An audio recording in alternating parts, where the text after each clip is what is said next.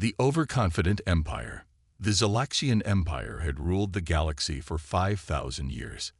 From the crystal spires of their homeworld to the furthest reaches of known space, their power was absolute.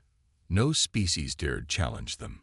No civilization remained free from their control.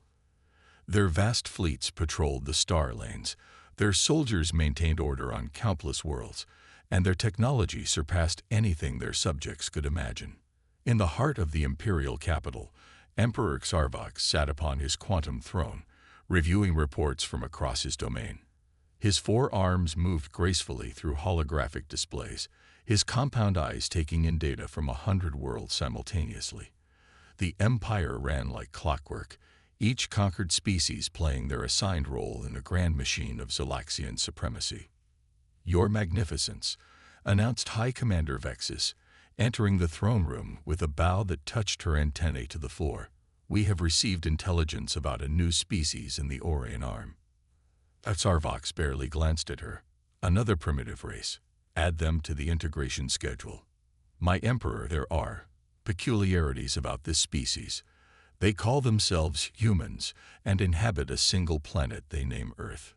The Emperor's interest flickered slightly. Peculiarities.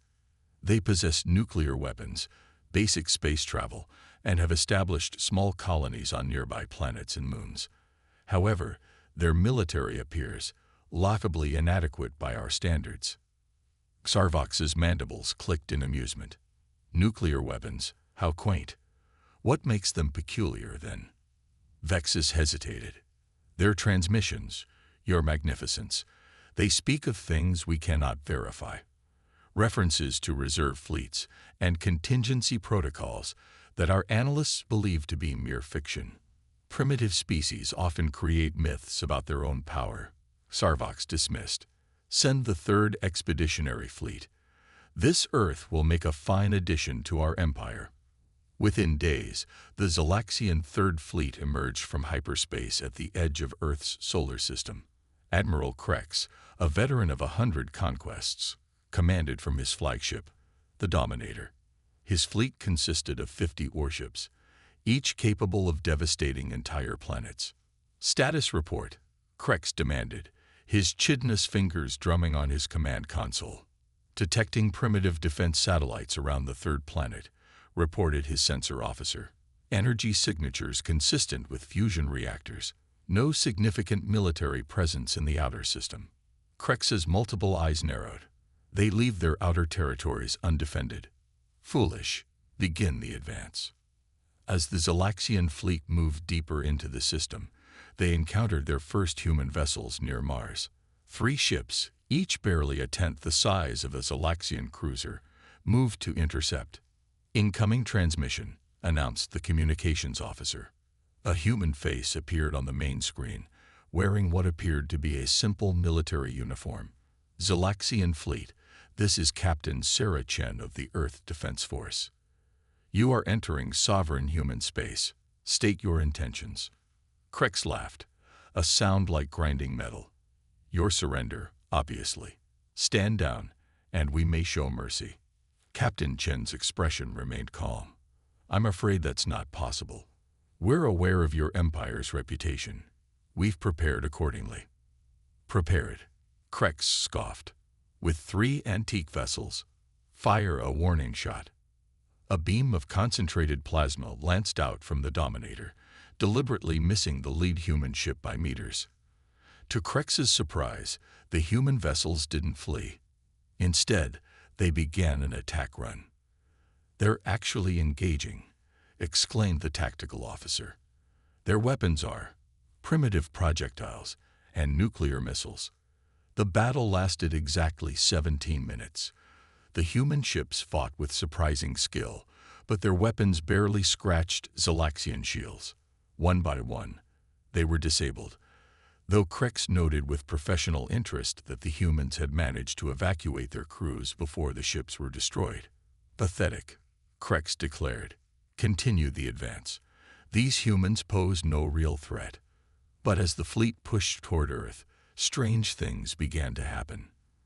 Zalaxian scouts sent to investigate the asteroid belt simply vanished. No distress signals, no debris, just gone.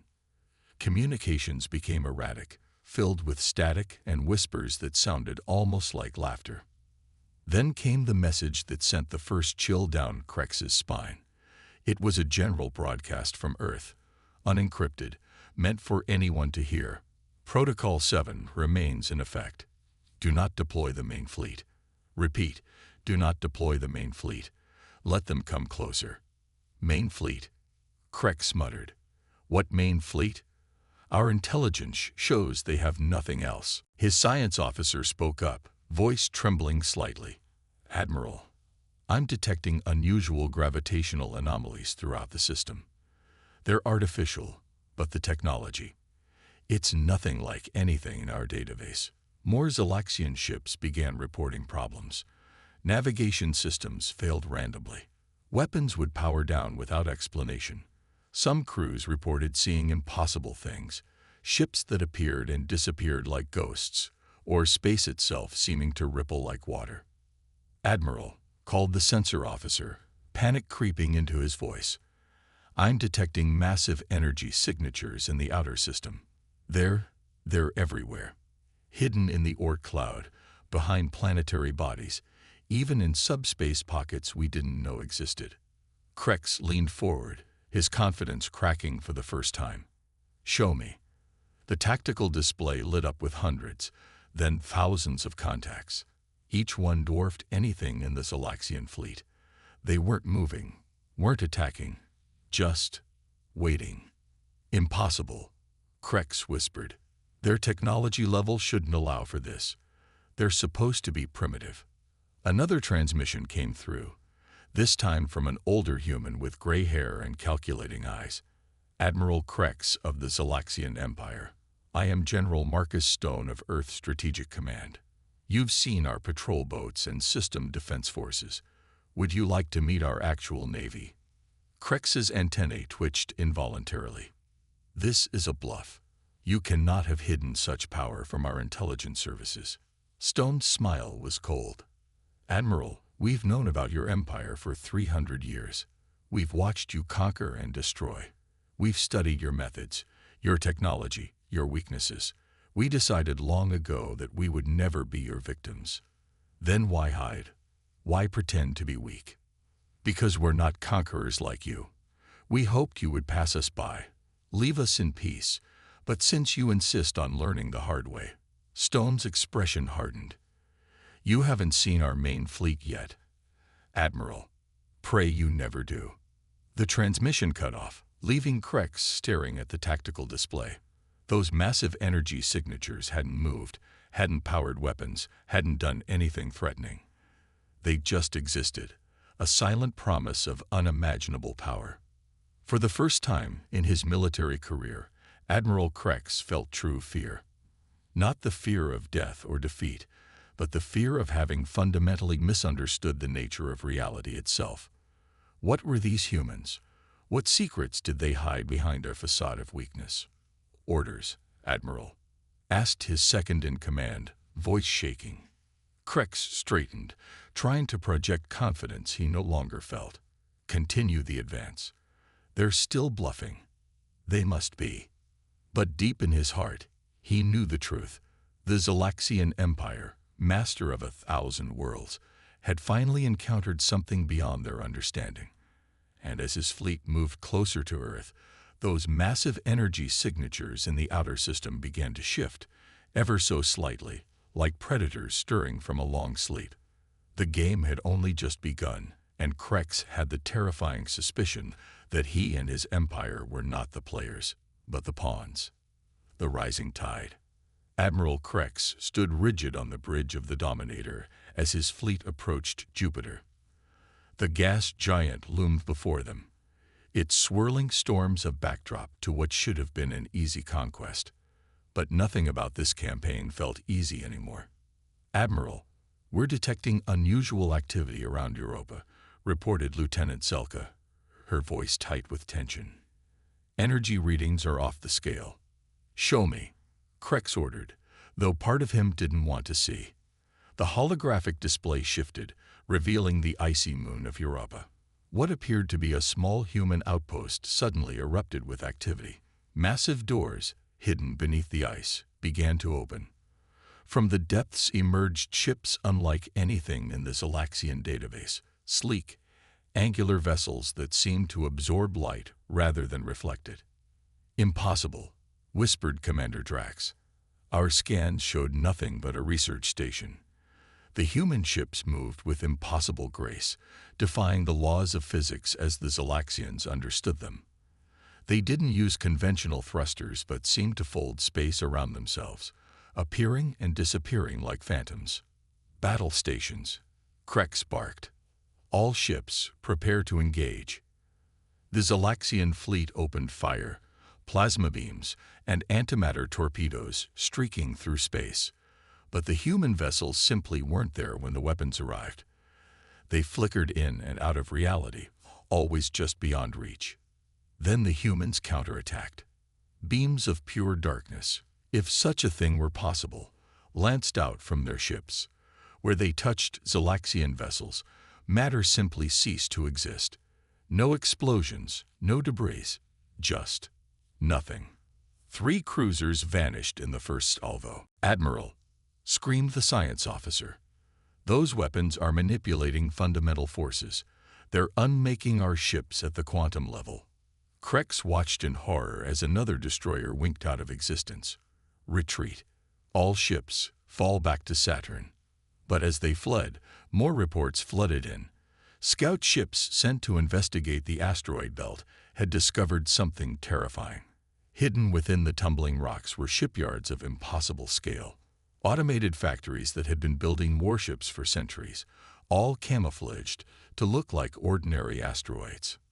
"Sir," said Intelligence Officer Vorn, her antennae trembling, "I've been analyzing their historical records. The humans, they've been spacefaring for much longer than we thought. They deliberately regressed their visible technology whenever other species were watching." "What do you mean?" Krex demanded. 3,000 years ago, they'd fought a war with the Xanthari Collective. The Xanthari no longer exist. 1,000 years ago, they encountered the Dromic hegemony. The Dromics vanished without a trace. Every species that tried to conquer Earth, they're all gone. The implications hit Krex like a physical blow. They've been hiding their true capabilities for millennia. "Sir," interrupted the tactical officer, "new contacts emerging from hyperspace." "No, not hyperspace. Something else. Something we can't identify." Space itself seemed to tear open around Saturn. Ships emerged from wounds in reality. Massive vessels that dwarfed even the largest Zalaxian dreadnoughts. They were clearly ancient, their designs speaking of technologies evolved over eons. A new transmission came through, this time from a woman whose eyes held the weight of centuries. "Admiral Krex, I am Fleet Admiral Victoria Nash of the Deep Space Navy. You've met our System Defense Force and our Planetary Guard. Now you face the Silent Fleet." "The Silent Fleet?" Krex asked, his voice barely a whisper. "We are the Watchers, the guardians who ensure humanity's survival. We have ships older than your empire, technologies you cannot comprehend. We have been patient, Admiral. We have given you every chance to turn back." Krex's pride warred with his growing terror. "The Zalaxian Empire does not retreat. We are the masters of this galaxy." Nash's expression turned sad. "No, Admiral. You are children playing with weapons you barely understand. We mastered gravity manipulation while your species was still discovering fire. We mapped the quantum foam while you were building your first starships. We have transcended death itself." As if to prove her point, one of the ancient human vessels demonstrated its power. It focused on a small Zalaxian frigate and somehow reversed its temporal flow. The crew watched in horror as the ship aged backward, unbuilding itself until it was nothing but raw materials floating in space. "By the gods," Krex muttered. "What are you?" "We are what we chose to become," Nash replied. "We could have conquered the galaxy a dozen times over.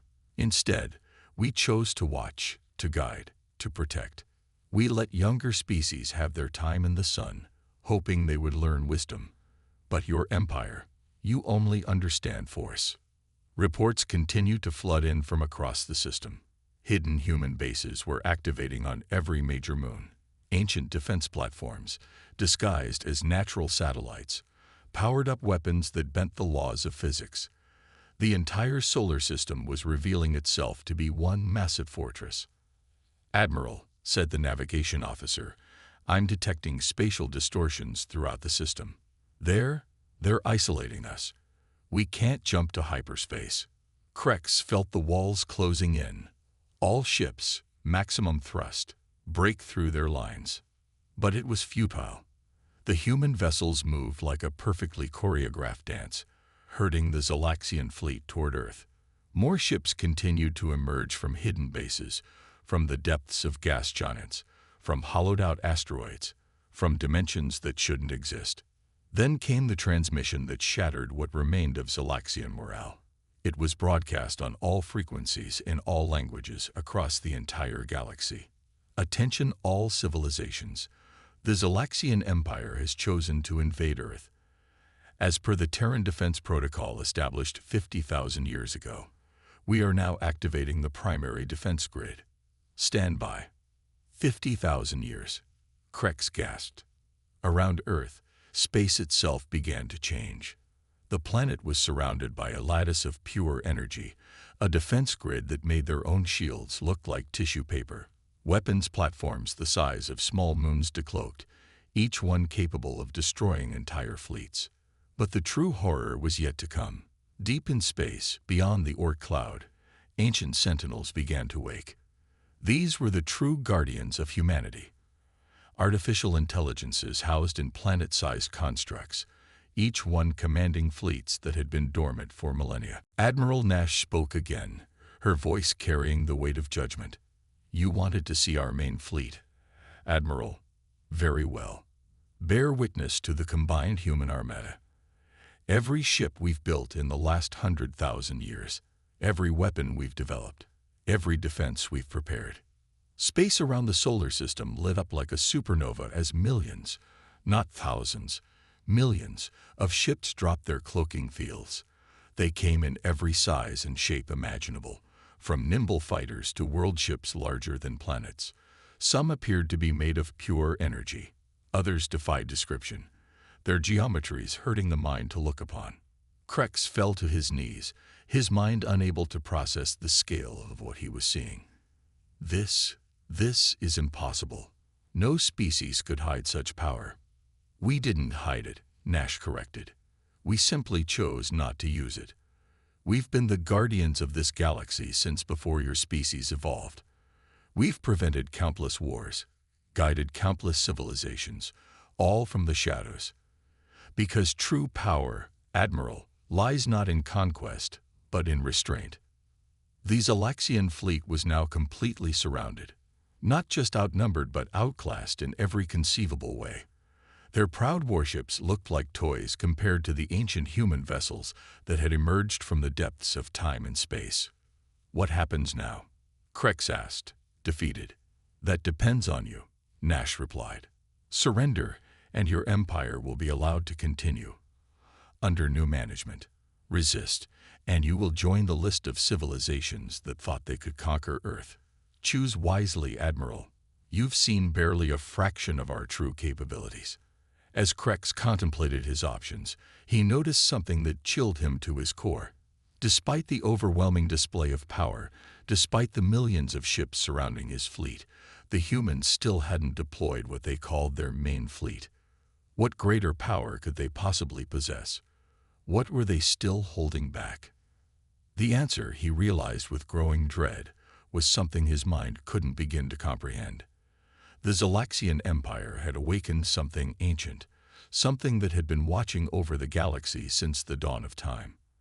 And now, at last, humanity was preparing to reveal its true face to the universe. The true power revealed. Emperor Xarvox watched the tactical displays in horror from his throne room on Zalaxia Prime. The feeds from Admiral Krex's fleet showed the impossible. Millions of human ships surrounding his forces, ancient technologies that defied understanding, and still they claimed this wasn't their main fleet. "Your Magnificence," High Commander Vexus stammered, "we're receiving reports from across the Empire. Human ships are appearing near all our major systems. They're not attacking, just watching." "How?" Sarvox demanded. "How could they reach our core world so quickly?" Before Vexus could answer, space itself seemed to shudder. Every screen in the throne room flickered, and then a figure appeared. Not a transmission, but an actual presence materializing in the room. It was a human, but unlike any Sarvox had seen. Their forms seemed to shift between solid and energy, their eyes holding stars within them. "Emperor Sarvox," the figure spoke, its voice resonating through reality itself. "I am Ambassador Prime, representing the transcended human collective. The time has come for truth." Sarvox rose from his throne, his forearms spread in defiance. "What trickery is this?" "No trickery. Merely a fraction of what humanity has become." The ambassador gestured, and the throne room transformed into a view of deep space. "You wish to see our main fleet? Very well. What happened next defied description." Space itself began to fold and unfold like origami. From dimensions beyond comprehension, structures emerged that made planets look like specks of dust. These weren't ships in any conventional sense. They were mobile realities, each one containing entire universes within their hulls. "Behold the reality anchors," the ambassador explained.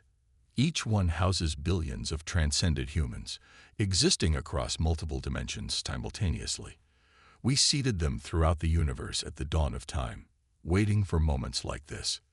Back at Earth, Admiral Krex witnessed the same revelation. The ships surrounding his fleet were revealed to be mere projections, shadows cast by these higher dimensional entities. The true human fleet existed outside normal spacetime, capable of being everywhere and nowhere at once.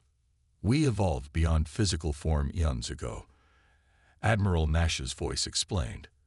"What you see as Earth is merely a facade, a testing ground to evaluate species who venture into space. Those who come in peace we guide. Those who come in conquest." The sentence didn't need finishing. Around the Zalaxian fleet, reality began to warp. Stars rearranged themselves into warning symbols. Entire nebulae shifted to form words in Zalaxian script. "Choose peace. We could unmake your empire with a thought," the ambassador continued in the throne room. "But that's not our way. We believe in growth, in learning. Your species has potential, Sarvox. The question is, will you evolve, or will you fade into history?" Sarvox's pride warred with the undeniable truth before him. "What do you want from us?" "Nothing. Everything. We want you to grow beyond conquest, to join the greater community of evolved species. We've been guiding the galaxy for millions of years, preventing wars before they begin, nurturing species toward enlightenment." On the bridge of the Dominator, Krex made his decision. "All ships, stand down. I repeat, stand down." He turned to his crew. "Contact the homeworld. Tell them we surrender." The response was immediate. The warping of space ceased. The impossible ships faded back into their hidden dimensions. Around Earth, the defense grid powered down, returning to its dormant state. Admiral Nash appeared on Krex's bridge, not as a hologram, but physically present despite the impossibility of it. "You've made the wise choice, Admiral. Now the real work begins." Real work. Learning. Growing. Your empire has spent millennia taking. Now you'll learn to give. To nurture. To protect. She smiled, and in that smile was the wisdom of ages. "Welcome to the next stage of your evolution." Across the galaxy, the scene repeated itself. Human ambassadors appeared in every Zalaxian command center, every government building, every military installation. Not as conquerors, but as teachers. The empire that had ruled through fear would now learn to lead through wisdom. In the throne room, the Ambassador Prime made one final revelation. "You wondered why we hide our true nature. because power revealed too soon breeds fear and resentment. We learned long ago that true strength lies in restraint, in guidance rather than dominance. And now, Sarvox asked, humbled for the first time in his long life, now you begin to understand. Earth remains as it was, a simple planet with a young species just beginning to explore space. But behind that mask, we continue our vigil. We are the shepherds of the galaxy, the guardians against the darkness between stars. As the ambassador faded away, leaving behind a transformed emperor and a new path for the Galaxian Empire, one truth became clear. Humanity's greatest weapon was not their technology or their fleets, but their wisdom in knowing when not to use them. The Galaxian Empire would survive, but it would be forever changed. From conquerors to protectors, from tyrants to teachers, they would join humanity's grand project of nurturing life throughout the cosmos. And somewhere, in dimensions beyond understanding, the true human fleet continued its eternal watch, ready to guide, to protect, and, if necessary, to intervene. But always with the hope that one day, every species would evolve beyond the need for such guardians. The galaxy had witnessed not the wrath of humanity, but something far more powerful, its compassion. And that, more than any weapon, would shape the future of all life among the stars. As the last Galaxian ships departed Earth's system, now allies rather than invaders, a final message was broadcast across all frequencies. To all who hear this, Earth stands ready. Come in peace and find friends. Come in war and discover why we are the galaxy's oldest guardians. The choice, as always, is yours. The stars themselves seem to pulse in agreement, and in that moment, the Galaxian Empire understood that they had not encountered a more powerful civilization. They had encountered the architects of civilization itself. And their greatest mercy was that they still allowed younger species to learn, to grow, and to find their own path to the stars. The age of conquest was over. The age of enlightenment had begun.